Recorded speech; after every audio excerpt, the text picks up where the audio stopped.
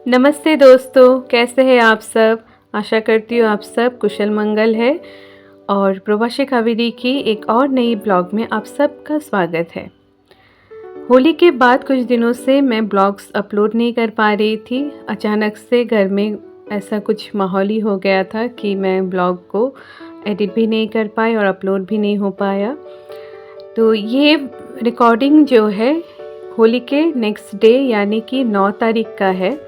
उस दिन सुबह नॉर्मली जैसे डे स्टार्ट होता है वैसे स्टार्ट हुआ। सुबह मैंने टिफ़िन वगैरह बनाए, दोनों बच्चे स्कूल गए, इडली बनाए थे नाश्ते में और टिफ़िन में भी दिया उनको। उसके बाद जो डेली का मेरा काम रहता है, घर का काम ख़त्म करके मैंने खाना वगैरह बना लिया। तो उसमें मैंने भिंडी बनाई थी, भिंडी पोस्तो, अंडा करी और साथ ही मैंने पत्ता गोभी फ्राई किया था। तो ये सब तो नॉर्मल काम चल ही रहे थे। तो जब मैं पत्ता गोभी लास्ट में जब फ्राई करने जा रही थी उसी टाइम आयुष्मान के स्कूल से कॉल आया उसके मैम का कि आयुष्मान को पेट में दर्द हो रहा है, तो आप आके उसे ले जाइए। वैसे 9 तारीख को आयुष्मान का एग्ज़ाम फर्स्ट डे था, उसका एग्ज़ाम स्टार्ट हो गए थे। उसकी मैम ने मुझे कॉल किया था नियर अबाउट 11:15 बजे के करीब। तो फिर मैंने तुरंत ही प्रवीर को फ़ोन किया कि आयुष्मान को पेट में दर्द हो रहा है, तो आप जाके देख लो और आप गुस्सा मत करना। कई बार होता है पापा है, उनको लगता है कि एग्ज़ाम स्टार्ट हुआ है, शायद वो बहाना कर रहा हो। तो मैंने उनको कहा आप जाके गुस्सा मत करना, थोड़ा सा उसको देखना कि उसको किस बात के लिए दर्द हो रहा है। हो सकता है उसको पॉटी आई हो, वो बाहर जनरली पॉटी करना नहीं चाहता है, तो ये हो सकता है। अगर ऐसा हो तो आप उसको पॉटी करा के दोबारा स्कूल में एग्ज़ाम दिला के ले आना। तो वहाँ पहुँचने के बाद प्रवीण ने देखा कि उसको काफ़ी दर्द है, तो वो उसको सीधा वहाँ से लेके, उसको पॉटी भी नहीं आई थी, तो उसको सीधा लेके वो डॉक्टर के पास चले गए और डॉक्टर को दिखा के दवाई लेके उस आयुष्मान को प्रवीण ने 12:30 बजे घर में ड्रॉप किया। और जब उन्होंने ड्रॉप किया तो तब मैंने आयुष्मान को नोटिस किया कि वो उसका एक नॉर्मल पेन नहीं था, वो बहुत ही बुरी तरीके से पेन में तड़प रहा था। फिर मैंने उसको थोड़ा सा पानी भी पिलाए और फिर उसको पेट में थोड़ा सा तेल मालिश कर रही थी, पानी के साथ तेल बोलते हैं मम्मी, तो वैसे तेल मालिश कर रही थी, लेकिन वो हाथ ही नहीं लगाने दे रहा था, उसको काफ़ी ज़्यादा पेन हो रही थी। उसको मेडिसिन भी दिया जो डॉक्टर ने दिया है। फिर आधे घंटे बाद उसने उल्टी की और वो काफ़ी बुरी तरीके से रोए जा रहा था। वैसे ही देखते देखते 2:30 बजे प्रवीर आए। तो जब प्रवीर आ रहे थे तब मैंने उनको दोबारा बोल दिया था कॉल करके कि दवाई से बिल्कुल भी उसको मतलब रिलैक्स नहीं हुआ है, वो बिल्कुल पेन नहीं कम हुआ है। तो वो दोबारा डॉक्टर के पास गए और फिर मैंने फ़ोन पे बात की उनसे, तो उन्होंने दवाई चेंज करके एक और ऐड करके उन्होंने दवाई दे दी डॉक्टर साहब ने। तो आने के बाद हमने दोबारा दवाई दी, देने के बाद भी आयुष्मान ने कुछ भी मतलब खाया नहीं, कुछ नहीं, और कंटिन्यूअसली वो रोए जा रहा था, उसको बहुत बुरी तरीके से पेन हो रहा था। फिर मैंने 4 बजे उसको लेके दोबारा मैं डॉक्टर के पास लेके गई और रास्ते में ही जाते उसने फिर उल्टी कर दिया और उसकी तबीयत और भी बिगड़ने लगी। तो डॉक्टर ने देख के बोला कि उसको कॉन्स्टिपेशन का प्रॉब्लम हो रहा है और ये दवाई एक्शन होने में, मतलब रिएक्ट ये होने में थोड़ा टाइम लगेगा, आप 5 बजे तक उसको देख लो और उसके बाद कम हो जाएगा। तो मैं लेके आई उसको वापस, आते आते हमें 4:45 ऐसा हो गया। तो मुझे लगा आने के बाद शायद वो थोड़ा सो जाए, तो गाड़ी में वो जैसे गाड़ी चल रही थी तो वो थोड़ी देर के लिए सो गया था मेरी गोदी में। फिर वो दोबारा मतलब पहुंच के जैसे गाड़ी रुकी वो उठ गया और रोने स्टार्ट, उसको बिल्कुल रिलैक्स नहीं हुआ। उतने में ही पता चला कि प्रवीर को नाइट ड्यूटी है तो वो घर में नहीं रहेंगे। फिर मैं 6 बजे तक देख के मुझे लगा नहीं ये पेन नहीं कम होने वाला है।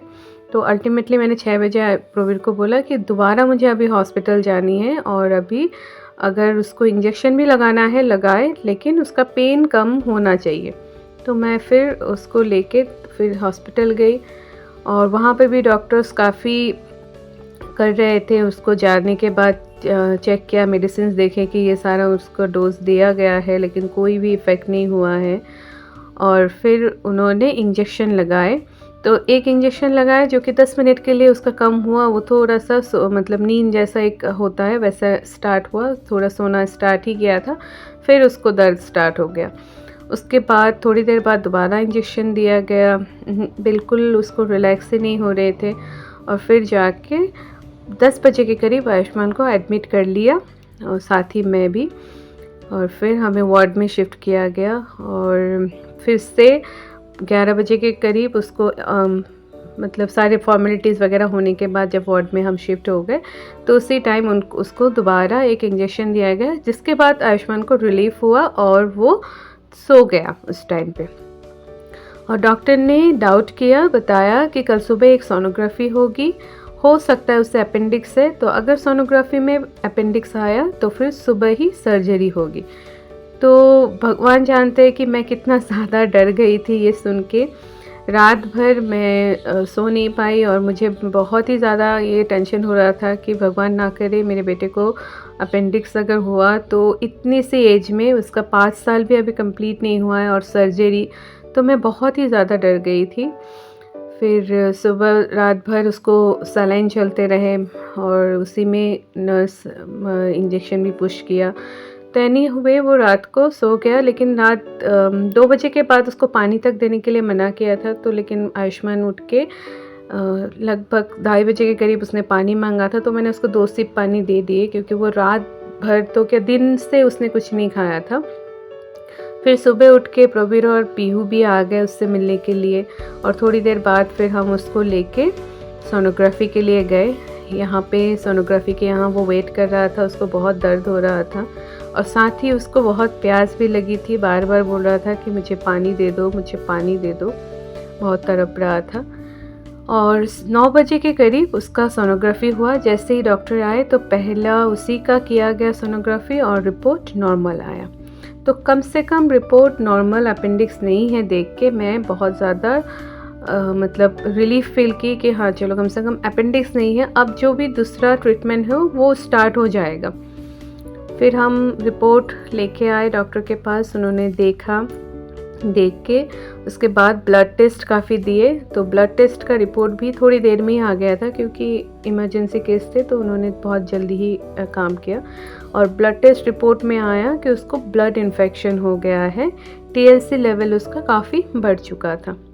और फिर उसका ट्रीटमेंट शुरू हो गया और भगवान की दया से 10 तारीख को दोपहर तक उसको दर्द था। उसके बाद जब प्रॉपर ट्रीटमेंट उसका शुरू हो गया, कहाँ से प्रॉब्लम है वो पता चल गया, फिर उसको पेट दर्द हुआ नहीं। लेकिन हाँ, हमें 5 दिन वहाँ एडमिट रहना पड़ा। मैं 9 तारीख से 13 तारीख तक आयुष्मान को लेके हॉस्पिटल में एडमिट थी। और फिर मेरा बेटा अभी काफ़ी रिकवर कर चुका है। इन्फेक्शन है अभी भी, लेकिन ओरल मेडिसिन पे है और भगवान की दया से अभी वो ठीक है। बहुत जल्दी बाकी का भी रिकवरी हो जाएगा। तो इसी दौरान मैं ब्लॉग्स भी अपलोड नहीं कर पा रही थी और बहुत से मेरे मतलब दोस्त, फ्रेंड्स, शुभचिंतक सब ने मैसेज किया, उसके लिए प्रे किया। तो इस सब के लिए मैं सब से बहुत ही तहे दिल से शुक्रिया अदा करना चाहती हूँ। आप सबके प्रेयर के वजह से ही भगवान ने देखा और इतनी सी नन्ही सी जान को मेरी सर्जरी के ऊपर जाना नहीं पड़ा। तो ये मैं उसके साथ जब वो बेटर फील कर रहा था, ये रात का वीडियो है 11 की, जब उसको लगा कि अब और बेड में नहीं लेटा रह सकता, क्योंकि उसको ऑलमोस्ट एक दिन पूरा 24 घंटे वो बेड में ही था। तो मैं उसको लेके थोड़ा सा ऐसे ही टहल रही थी। उसी टाइम वो काफ़ी चीज़ें मुझे बोल रहा था कि मम्मा दीदी मुझे मिस कर रही होगी घर में, दीदी के एग्ज़ाम हैं, काफ़ी चीज़ें है। बहुत समझदार, समझता है। उसको घर आना था, लेकिन उसको जैसे मैंने बताया कि आप पूरा ठीक हो जाओ फिर चलेंगे, तो वो समझ गया ये सारी चीज़ें। एनीवे, उसका एग्ज़ाम भी था तो मैं थोड़ा सा बैठ के उसको पढ़ा भी रही थी। My name is Ayushman Pal and my school name is Tiger Pre-Primary School. I read in LKG D. And my father name is हाँ, शुद्ध नाम ही बोलो। Probir Pal. My mother name is Kabri Chaki Paul. My sister name is Parinita Paul. My favorite color is red color, and my favorite fruit is apple, and my favorite toy is lighting McQueen cars, and my favorite hobby is singing and painting. I belong from Meghalaya. I live in Jammu. National symbols, okay? National animal, Tiger, national bird, peacock, national fruit, mango, national flower, lotus, national flag, tiranga, national game. hockey. तो ये सब वहाँ का इतना ही था। और 13 तारीख को अब हम डिस्चार्ज होके घर जा रहे थे। आयुष्मान भी बहुत खुश था। तो मैं अभी आप सबको थैंक यू कहना चाहती हूँ एक बार और, आप सबकी प्रेयर के लिए। ऐसे ही हमारे साथ जुड़े रहिएगा और आयुष्मान के लिए प्रे करिएगा। उसका जितना भी इन्फेक्शन है वो और कुछ ही दिनों में आशा करती हूँ दवाई से पूरा रिकवर हो जाएगा। आप सब भी अपना ख्याल रखिएगा, स्वस्थ रहिए, सावधान रहिए। और ये जो मौसम चेंज हो रहा है इसमें अपना ज़रूर बहुत बहुत ध्यान रखिए। फिर मिलते हैं बहुत जल्दी एक और नए ब्लॉग के साथ। और तब तक के लिए आप सब से मैं विदा लेना चाहती हूँ। इसी के साथ आज का इस ब्लॉग को मैं यहीं पे ख़त्म करती हूँ। नमस्ते।